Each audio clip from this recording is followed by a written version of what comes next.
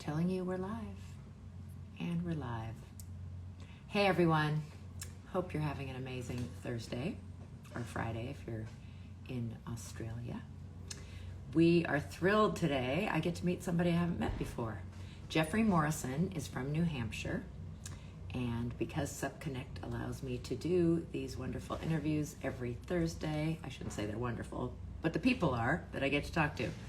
And today we're going to focus on kind of fitness, outdoor world. We're talking to an outdoorsman, waterman, who is a science teacher, biology and environmental sciences by day, but outside of that and in summers, he's doing all kinds of things with stand-up paddleboarding.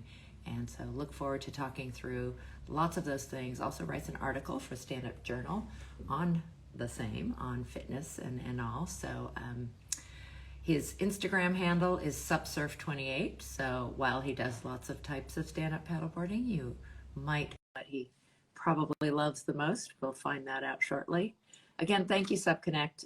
Really love doing this. I can't believe it's been 2 years already. Jeffrey, wonderful to meet you. Hi, Kristen. How are you? I am doing great. Thanks so much for taking the time to do this. Guessing school's just out and barely, like, you probably had to rush home from the high school you teach. First of all, I hope I can live up to that amazing introduction. Thank you very much. I really appreciate it.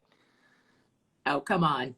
You're, I looked at your website, which we have to make sure people know to follow, as well as you on Instagram. You do all kinds of things in stand-up as well as the teaching. So that's extra amazing, I think, because sometimes we talk to people who full-time do just the paddling part of it. So you've been in the whole fitness world and training and sub-coaching for like 20 years. Yes. Not necessarily just stand-up, but all types. You're a strength and conditioning coach. But let's go back to kind of the water. So do you have a water background, maybe some other water sports? I've been a lifelong water guy. My dad was a high school teacher in upstate New York, and he lifeguarded well up into his 30s. And so we were always on or around the water. Funny thing is, I have two other siblings that took to the water much earlier than I did. I was terrified of it when I was real young. And then something clicked and I sprouted gills, and I just loved the water ever since. Wonderful. Love that continuity too. And we talk about safety a lot in this. So sometimes having a healthy fear of water is something people don't have sometimes when they come to the water, and need to have a little respect for water. As much as we love it and enjoy it and are addicted to it, that's an important aspect. So what was your so your dad was a lifeguard. So it was swimming and playing in the water mainly. Were there any sports involved there?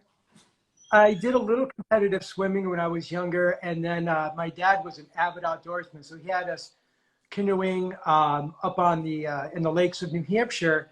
I then took up kayaking and windsurfing. So basically anything that's on or in the water, I loved. So sounds like you're an early adopter. So when did you first see and try stand-up paddleboarding? So 2011, I'd been windsurfing and kayaking for well over 20 years. And I saw these things like, wow, what is this? This is pretty cool. And for me, it was one, a way to get on the water in another context. And two, it was a workout. And so my first paddling experience was up on Ossipee Lake in northern New Hampshire. And I just thought I would be there forever and a day. And a friend of mine convinced me to bring it to the ocean one day. I'm like, sure, I'll do that. Was at Higgins Beach in Scarborough, Maine, and I accidentally caught a wave. and I'll tell you, there's no looking back. That just captivated me like nothing else ever has. So yeah. So you weren't a regular surfer. You started stand-up paddle surfing. Yeah, Straight into that's right. Yep. I kind of did things back, but no, it's not backwards, and I actually hear that more and more. But surfing's been around, of course, through ancient history, and we just have had this resurgence. There's also thought that stand-up paddling also has roots way back, but that's great to hear that we're expanding the world of surfing through stand-up also. So caught the surfing bug. You love that. Obviously your handle is supsurf28, and hopefully people will follow you, and you can see great pictures. That picture is spectacular. Tell me again who took that wonderful foggy picture that we used? is an amazing photographer. His name is Jonathan Kohansky. And we all just there were several of us. There's a pretty hardcore group of winter surfers and subsurfers here in New Hampshire. And it was one of those days where at sunrise, there was just this amazing sea smoke. And I just happened to be at the right place at the right time. He's got an amazing eye. And he happened to catch a few really good shots that I just happened to be in. And yeah, we've gotten a ton of positive feedback on those shots. So yeah, thank him again for sharing that. And that is just surreal. Oops, go ahead. Yeah, I said, hopefully he may be watching. You know, he just has an amazing eye. He really does. Yeah, fantastic. So subsurfing, but let's go back to that paddling. And you did realize right away it could be a workout. You were already strength and conditioning coach. And I love your website, which is outdoors, plural, fitcoach.com. The whole idea of sports specific programming, that as a all around, athletic person and outdoorsman and waterman, that you can make it specific to what people are looking to work on. Exactly. You know, there are a million really good personal trainers and coaches out there, but they tend to be in the context of either body aesthetics or weight loss or maybe injury recovery. But there's really not a lot out there for, and I don't necessarily like the term weekend warrior, but somebody who's not, like Slater Trout or Candace Appleby that is full time and does this, but for people that go out 3-4 times a week. So, you can get a great, fitness coach or life coach, but they can't necessarily give you sports specific to make your paddling, surfing, foiling better. And that's kind of a niche that I thought that I could get into. And my girlfriend and I are pretty serious hikers. We do a variety of outdoor things, and there just seems to be a need for people to have something more specific to what they're doing. Yeah. Especially it seems through this pandemic, especially people sometimes were finding outdoors for the first time, or they were expanding what they were doing in the outdoors. So maybe it was that their muscles were used to doing a certain activity, but now we're adding this because that's what's accessible. So have you seen kind of that, a resurgence, or people looking in new directions or doing multi-sport too? Most definitely. When and I don't know about on the West Coast, but in the East Coast, most of the gyms and health clubs and fitness centers closed down for at least a 2 to 3 month period. And people were just crying for some type of exercise. And we saw way, way more people out on the trails, at the surf breaks, on the flat waters. And you realize that, maybe there's a slight, paradigm shift, and we don't just have to be in a gym to get fit, but we can be outside, enjoy the fresh air, the sunshine, maybe a little more camaraderie than you might have in the gym. Mm-hmm. And I think it's something that there's maybe kind of a new awakening, and that people are maybe rediscovering or discovering the outdoors for the first time. Yeah, which is fantastic. I mean, that is definitely, it's been a really tough 2 years, but that's a positive side. By the way, as a teacher, thank you. I know you're definitely one of the professions that have been really hard hit by such pivoting you had to do. It's ridiculous. I will be honest. We did have to do pivoting, but I think I've been teaching long enough that you kind of learn to take everything as it comes. When I look at people like healthcare professionals, nurses, first responders, they to me are the true heroes. That they've got to deal with conditions that I couldn't even imagine working in. Well, agree, but also you're very humble, I can tell too. So we have the sport specific type of training, but we're going to focus more on the paddling. And I know you've written articles about body parts that are definitely of concern. I'd love to talk specifically about, shoulders, about building leg muscles, how much we use that over other paddlers as stand-up paddlers. And also, though, as strength and conditioning, maybe you have some tips and things about the direction that we might go, or I think you already mentioned sort of, some of the things we do are to make sure we just enjoy it more, but so that we don't get injured, but also to make us better at what we do. So I don't know, do you want to start maybe with shoulders? I think was the most recent one. And that's, I think I would say, mine have been okay, but I have more friends who've had issues with shoulders probably than any other body part.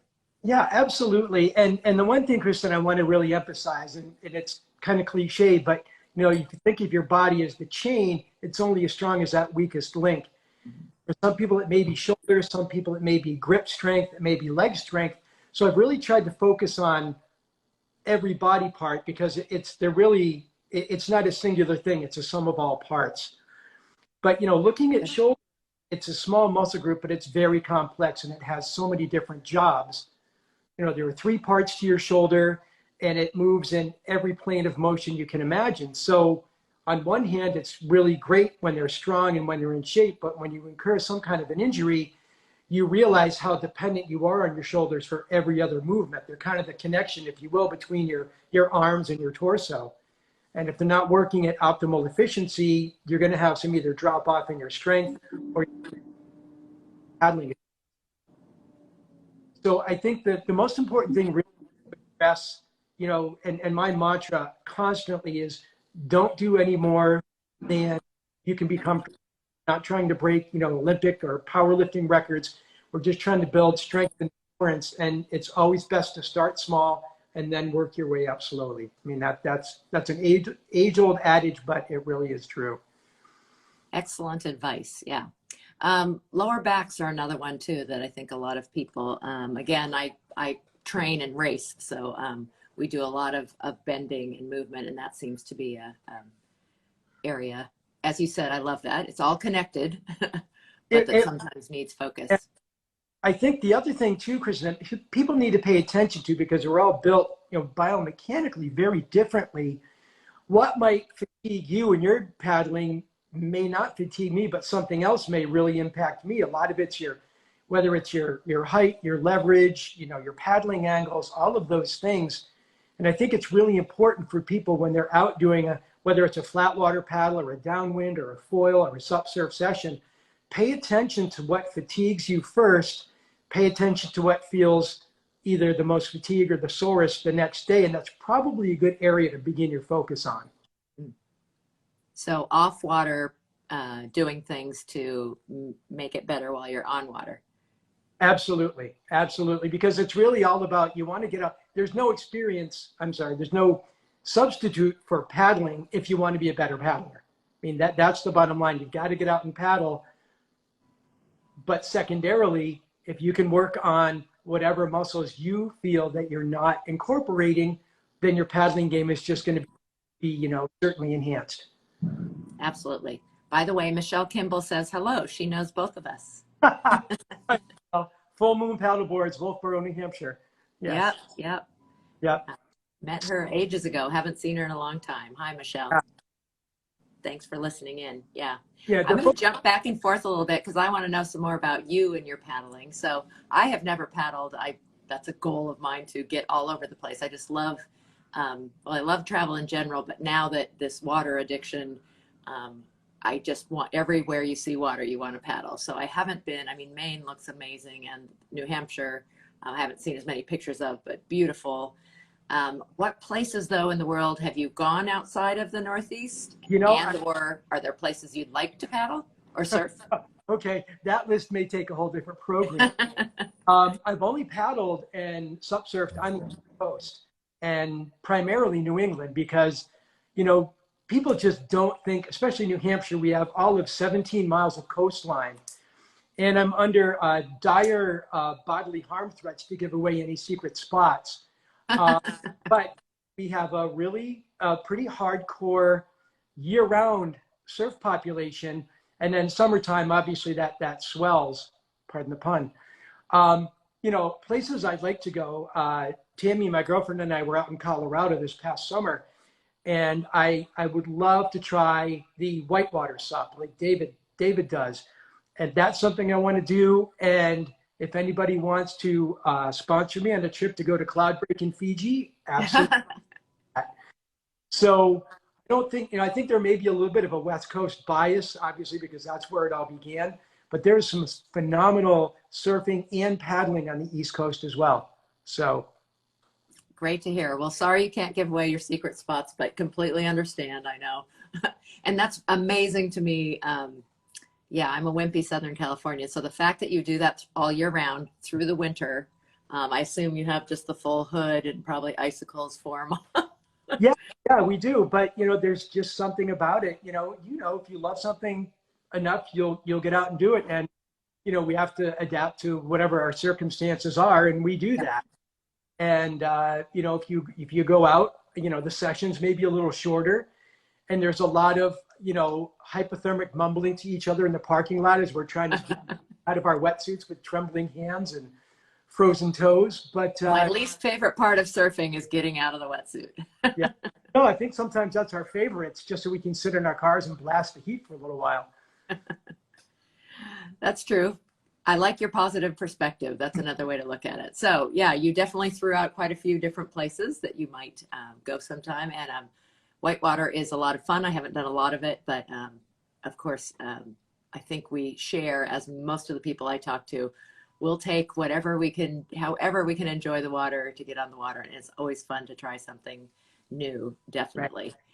So what would you say, you caught that wave. I mean, Mother Nature's energy of the wave is just amazing and never the same twice. So I share that love too. But what's your favorite thing about stand-up? Like when you first tried it and kind of got hooked, maybe even before the surfing, because that's a very specific thing. I think for me, it's just being on the water it's one of those things that, like, trying to describe a color to somebody. If you know the feeling, and being out there, whether it's sunny, windy, beautiful, just being outside and on the water is such a special feeling. And then being able to, oh, by the way, incorporate maybe a workout, maybe see some incredible sights.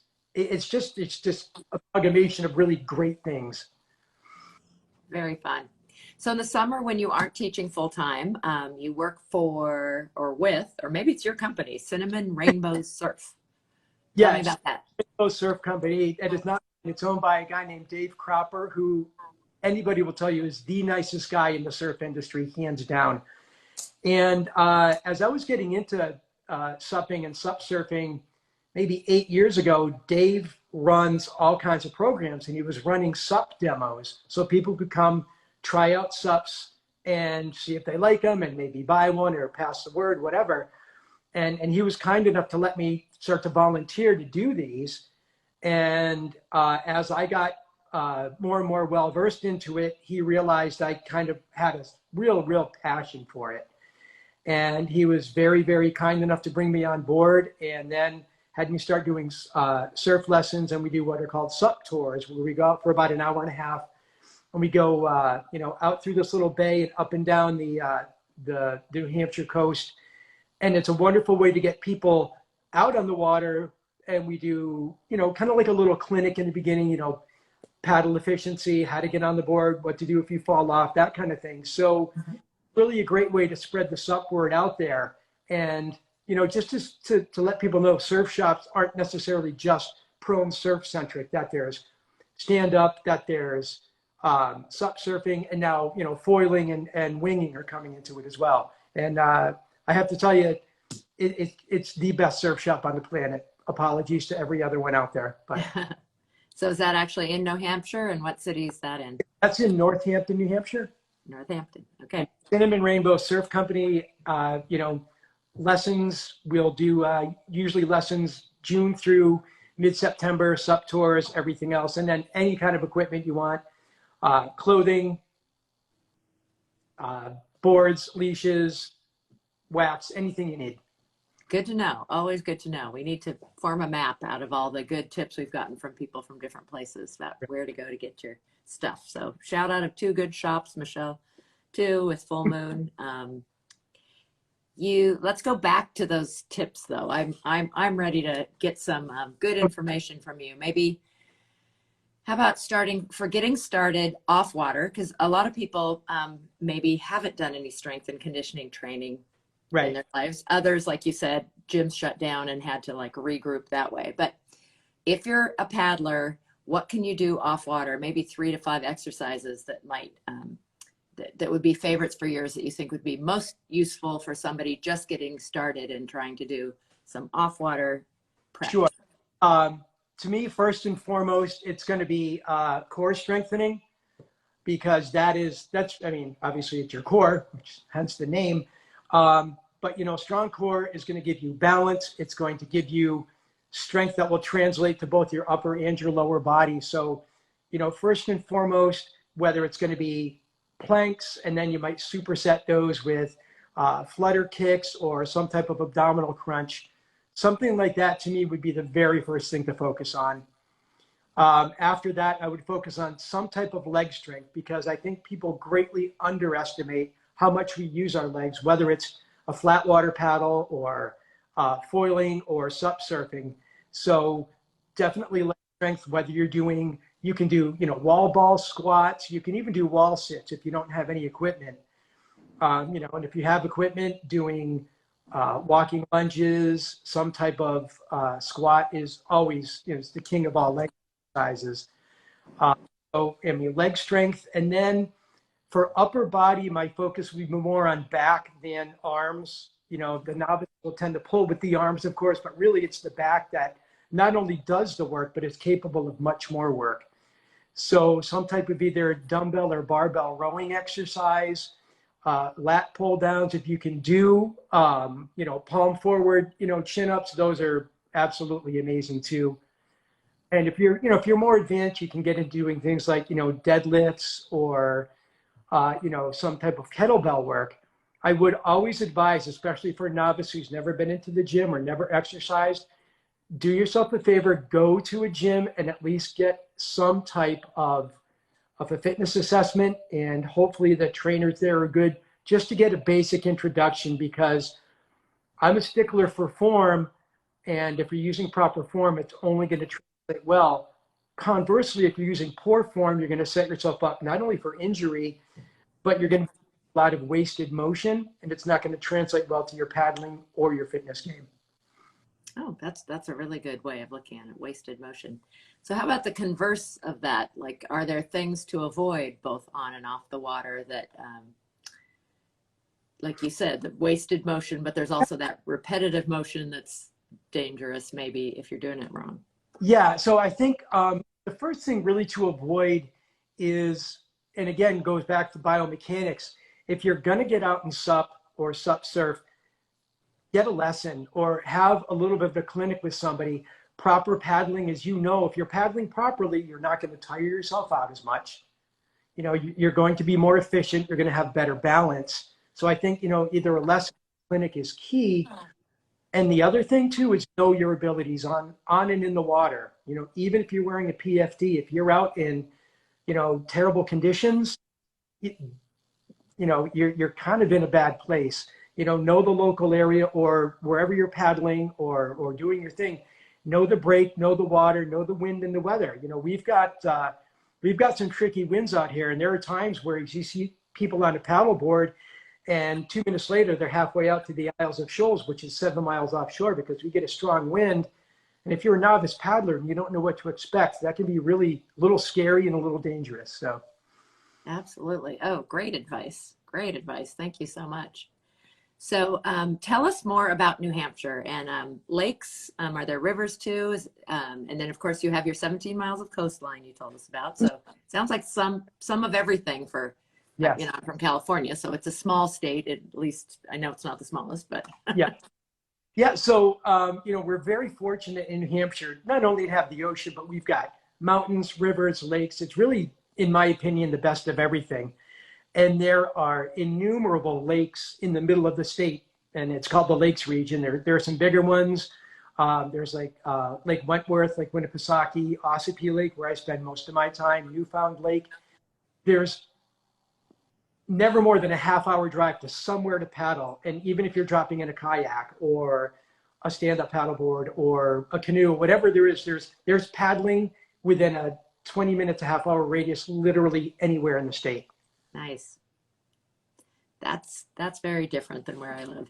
As much as California is thought of as water, Southern California is a desert, and I am near the Pacific Ocean, but we have some reservoirs, but not a lot of lakes and rivers in the southern part of our state. So that's what a neat thing to be 20 minutes away always from water you can paddle. So you had mentioned you'd like whitewater. Are there some rivers right in New Hampshire that did you kayak ever whitewater? Yeah, there's the Swift and the Saco rivers, and even parts of the Merrimack River that especially in spring with the snow melt, will tend to run pretty wild. So there's definitely an opportunity. We haven't seen it much here. It tends to be more in the warm water states or where there's more white waters. And I know David, and he's definitely the man when it comes to that. But there's ample opportunity, and I think what's nice about the rivers that we have here is they're lending themselves maybe to novice whitewater paddlers. We're not talking class 3 or 4, but class 1, maybe 2, which I think would be an ideal beginning situation for somebody who wants to get into whitewater sup. Perfect. Yeah, you got to bring David or somebody out and get a class together, and you get yourself going there Right. on inflatable. And Michelle's even offering to that I could come visit, and she'll take us around everywhere, which I love. So health, fitness, nutrition, kind of all wrapped in. You do this with different sport-specific training. Do we have a lot of crossover with some of the other sports that you work with? Yeah, there really is, especially obviously the water sports tend to translate more. If somebody's either a whitewater or flat water kayaker, they're basically going to be looking at the same type of programming that a stand-up paddler would use. Mm-hmm. Rock and ice climbing, those two are very, very parallel in terms of what you would do. We have some people that just want to get, stronger for long hikes. We have a ton of, mountains out here. The Appalachian Trail runs through New Hampshire, and sometimes people just want to get a little more fit for hiking so they're not so sore the next day, or so they're not winded at the end of their climb. We've got, there's just so many things out here to do. And yeah. Do you ever work with skiers, snowboarders? I always feel like you mentioned legs, and I preach that to my friends all the time who, like, when they get tired out, especially our ocean, we have this Saturday a 5-mile ocean race. Right. And it's going to be bumpy probably. And they're going to, you're basically in a full squat if you're doing it right, I think. Knees over toes the whole time. There's also quite a bit of, obviously, skiing, snowboarding, and a lot of backcountry where people are, actually skinning up and then skiing down. And that's probably the all-time quad burner. So, there are things out there for literally every type of outdoor activity. And again, it's, what is your focus? Obviously, someone who's going to be backcountry skiing is not going to be doing a program filled with bicep curls. They're going to be focusing more on their quads, hamstrings, glutes, and their core, just for that stability and that endurance to be able to, not only safely negotiate what they're doing, but to enjoy it more so they can stay out longer. Yeah. This is maybe too basic a question, but I get different answers all the time about stretching before, stretching after.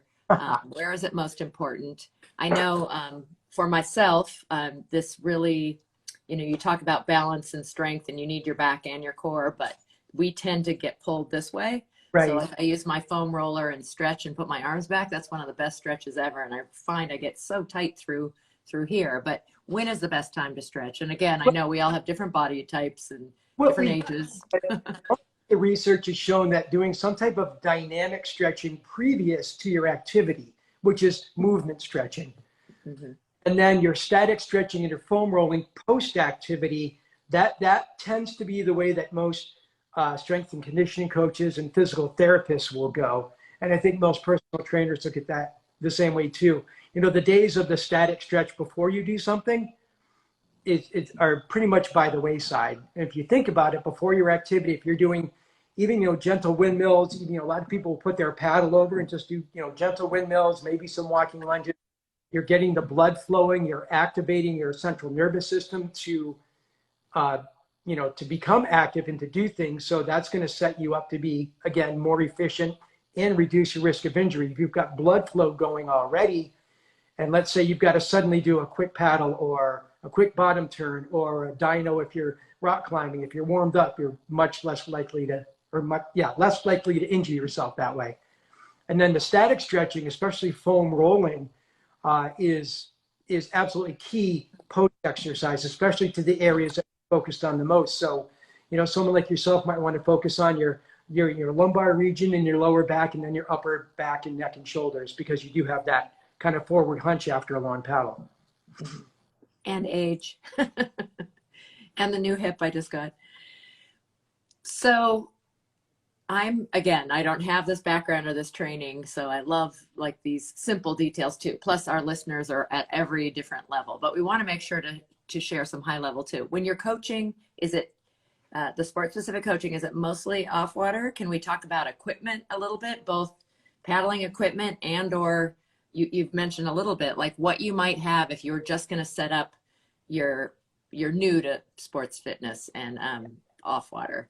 In terms of the fitness aspect of it, I think one of the best things people can get are some adjustable dumbbells and resistance bands that come with handles on them. You can get them with different elasticity and different tension, so you can go from like a 2-pound tension to a 20-pound tension. And obviously as you get stronger and you get more adept at using those things, you can increase your reps, you can increase the amount of resistance that you're using. And the thing with strength training, it's never straight up progress. It's very up and down.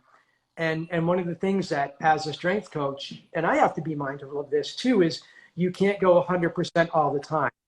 You want to have a specific goal in mind, work towards that goal, program towards that goal. But then when you reach that, you kind of plateau a little bit and you want to maybe take a step backwards, give the body some recovery time.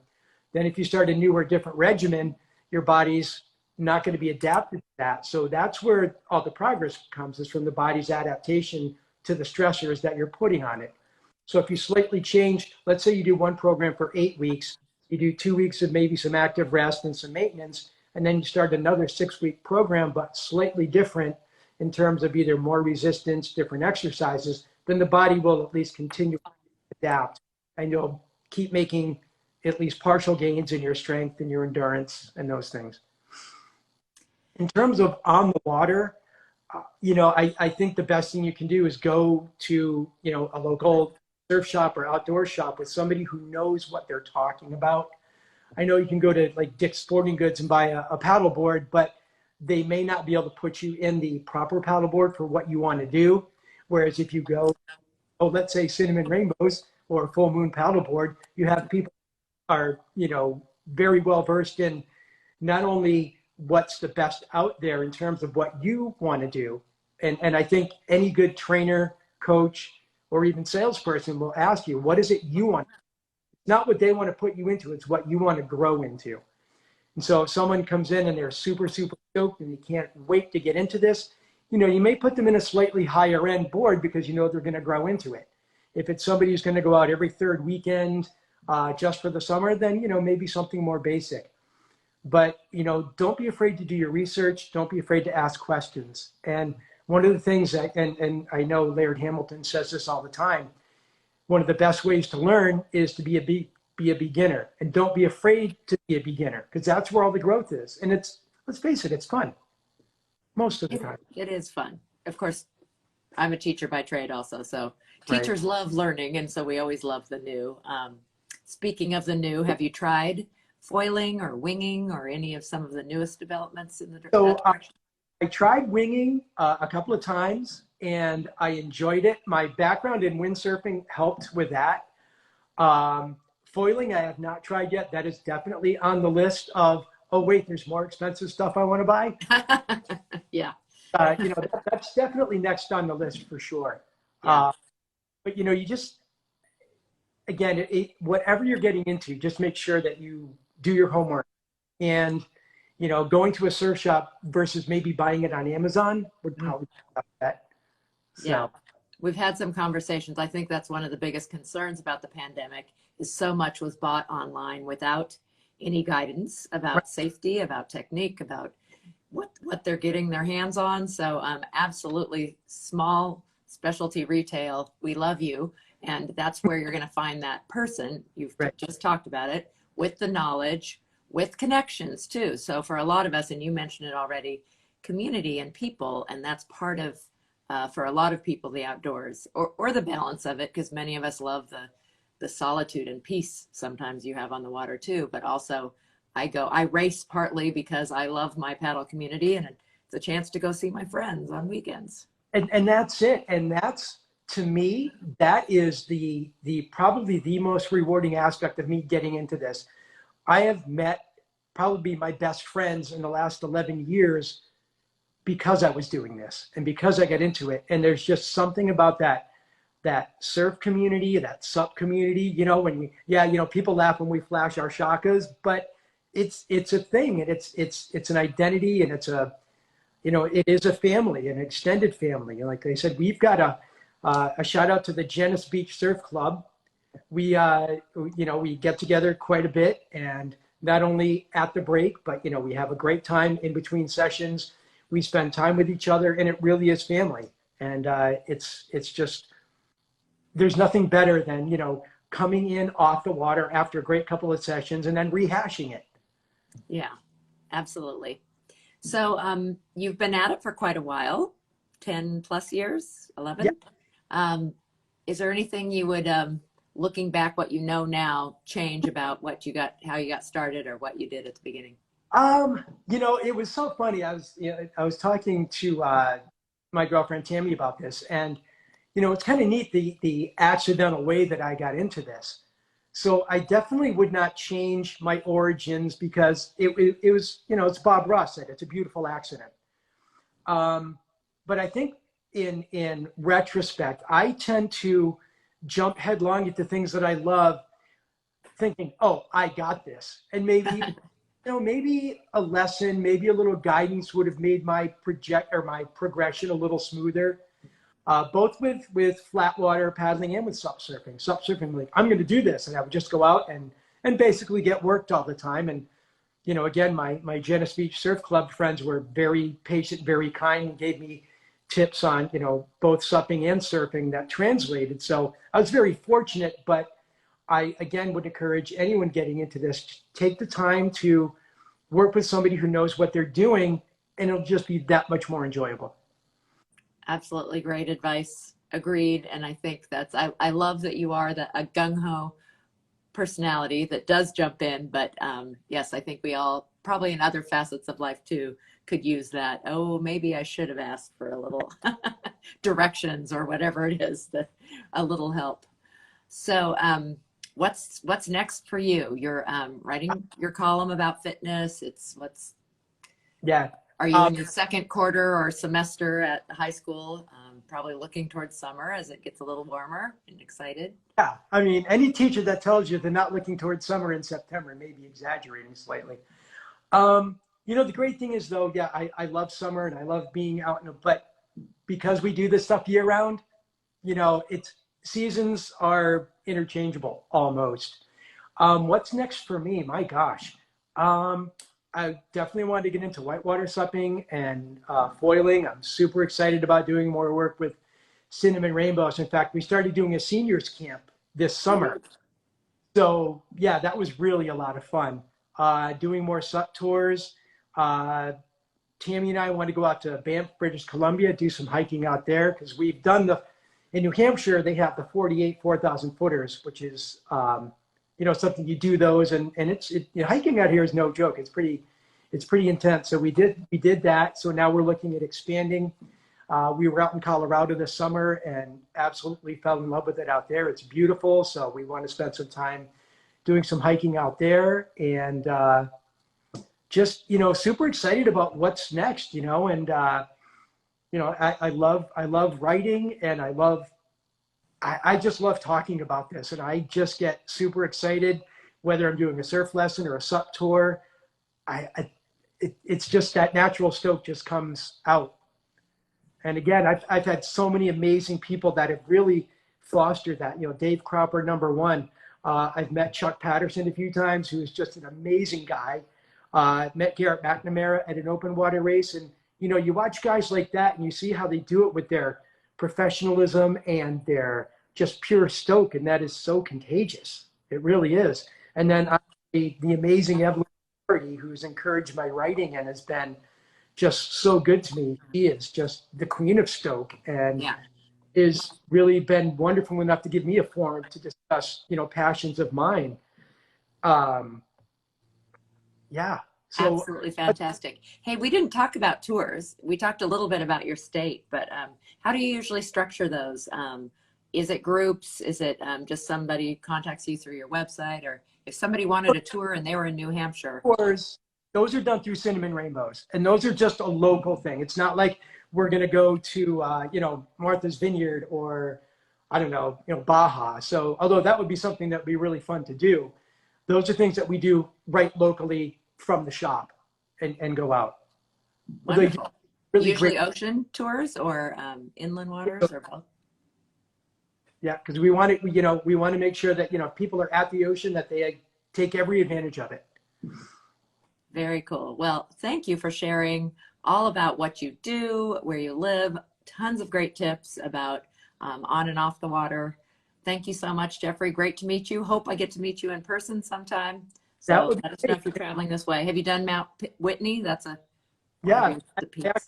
a guy that Tammy and I ended up doing some hiking with, went out and did Whitney and just raved about it. So, and if I can give a couple of quick shout outs, I want to obviously say hi to my son Brendan, who is also picked up sup surfing, and my girlfriend Tammy, who is a nurse and just an amazing person and super supportive of everything that I do, and my surfing and sup buddies. It's a great family, it's a great community, and go New Hampshire. Yay. Thank you. We did learn a lot about New Hampshire from you, Jeffrey. And thanks again. Be well. Take care of yourself. And again, hope to meet you. SupConnect, thank you so much for letting me do these interviews every Thursday. Remember that while it was live, it also is being recorded. It immediately shows up on IGTV. So you can tell your friends if they missed it. There's some great stuff.